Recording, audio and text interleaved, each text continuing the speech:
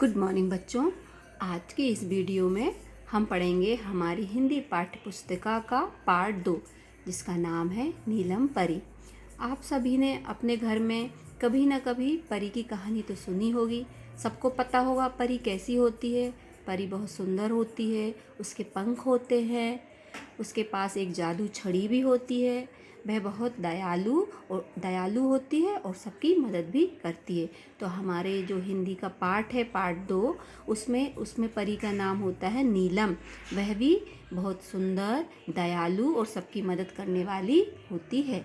अब हम पाठ आगे क्या होता है और कैसी होती है हमारी परी, हम ये इस पाठ में पढ़ेंगे। एक परी थी, उसका नाम नीलम था। वह बहुत सुंदर थी। उसके पास एक जादुई छड़ी थी। उस छड़ी से नीलम परी मनचाहा काम कर सकती थी। नीलम परी बहुत दयालु थी। वह सबकी मदद भी करती थी। तो बच्चों, आपने पढ़ा कि परी का नाम होता है नीलम। वह बहुत सुंदर होती है, उसके पास जादू छड़ी भी थी और वह उस छड़ी से अपना मनचाहा काम कर सकती थी। वह बहुत दयालु थी, उन लोगों की हेल्प भी करती थी। आगे क्या होता है, एक दिन नीलम परी उड़ते हुए अपने बगीचे के तालाब के किनारे पहुंची। वहां उसने देखा एक अकेला बच्चा रो रहा था। नीलम परी उसके पास गई। उसने बच्चे से उसका नाम और रोने का कारण पूछा। बच्चे ने कहा, मेरा नाम मिंटू है। मैं अपने भाई बहन के साथ मेला देखने जा रहा था। रास्ते में मुझे यह सुंदर बगीचा दिखा। मैं अपने भाई बहन को बिना बताए ही इस बाग में आ गया और रास्ता भटक गया। मुझे अपने भाई बहन और मम्मी पापा के पास जाना है, पर मुझे अपने घर का रास्ता नहीं पता। ये कहकर वह जोर से रोने लगा। बच्चों, हमने पढ़ा कि वह नीलम परी उड़ते हुए एक दिन अपने बगीचे के तालाब के किनारे पहुंची। वहां उसने देखा कि एक बच्चा रो रहा है। परी ने उससे पूछा, बेटा तुम क्यों रो रहे हो और तुम्हारा नाम क्या है?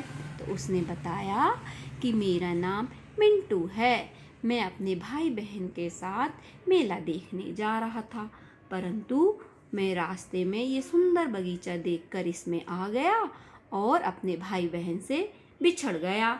मुझे अपने भाई बहन के पास जाना है और मम्मी पापा के पास भी जाना है।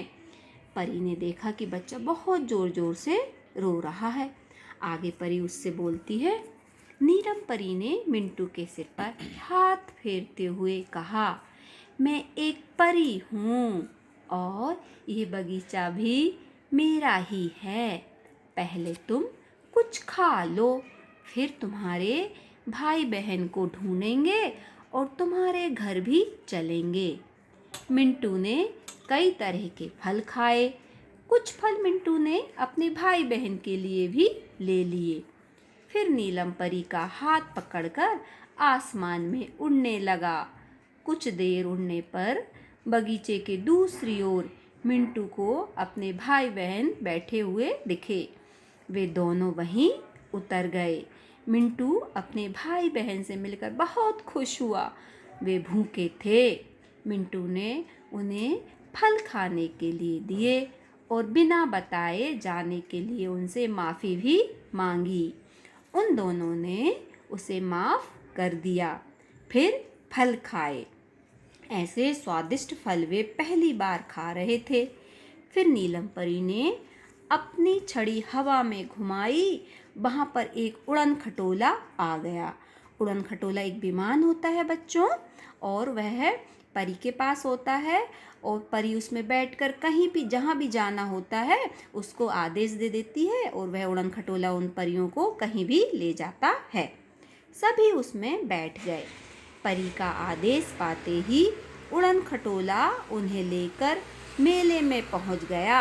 सबने मेले में खूब मज़े किए।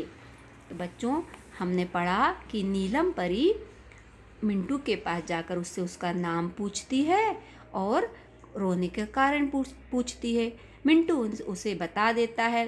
फिर नीलम परी उसको अपने विषय में बताती है कि मैं एक परी हूँ और ये बगीचा जिसमें तुम बैठे हुए हो, ये बगीचा भी मेरा ही है।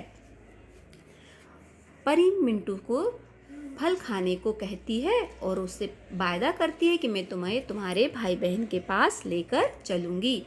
मिंटू खुश हो जाता है और खूब सारे फल खाता है और कुछ फल अपने भाई बहन के लिए भी रख लेता है। फिर वह परी का हाथ पकड़ता है और दोनों अपने भाई बहन के पास पहुंच जाते हैं। वह अपने भाई बहन के पास पहुंचकर बहुत खुश होता है और उनको वह स्वादिष्ट फल खाने को भी देता है और उनसे माफ़ी भी मांगता है। उनके भाई बहन भी उन स्वादिष्ट फल को खाकर बहुत खुश होते हैं। बाद में नीलम परी हवा में अपनी छड़ी को घुमाती है, वहीं पर उसका उड़न खटोला आ जाता है। वे सभी उस उड़न खटोला में बैठ जाते हैं और परी उड़न खटोले को मेला ले जाने का आदेश देती है। उड़न खटोला उसका आदेश पाते ही मेला में उन सबको ले जाता है। आगे क्या होता है हम पढ़ेंगे। शाम होने लगती है अतः नीलम परी ने कहा, बच्चों अब घर चलना चाहिए। बच्चे उड़न खटोले में बैठ गए। उड़न खटोला मिंटू के घर की ओर चल दिया। कुछ ही देर में वे घर पहुंच गए।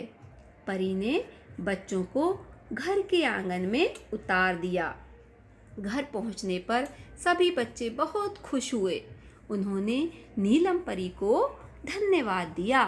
परी ने सभी बच्चों को उपहार में एक एक चॉकलेट भी दी। उन्हें समझाया कि बिना बताए अकेले कहीं नहीं जाना और मम्मी पापा के साथ ही जाना। फिर परी वहाँ से उड़ गई। बच्चों आपको समझ में आया। सभी परी के साथ मेला देखने जाते हैं उड़न खटोला में बैठकर और मेले में खूब मज़े करते हैं। जब शाम होने लगती है तो परी उनसे कहती है कि अब शाम हो गई है, अब चलो मैं तुम्हें तुम्हारे घर छोड़ देती हूँ। सब उड़न खटोले में बैठते हैं और उनके घर आ जाते हैं।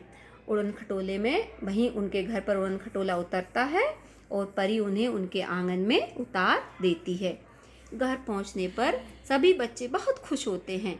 जब परी उनको जाने को बोलती है तो सभी बच्चे परी को धन्यवाद देते हैं। जब कोई हमारा काम करे बच्चों तो हमें उन्हें धन्यवाद देना चाहिए ना, इसीलिए बच्चे भी परी को धन्यवाद देते हैं।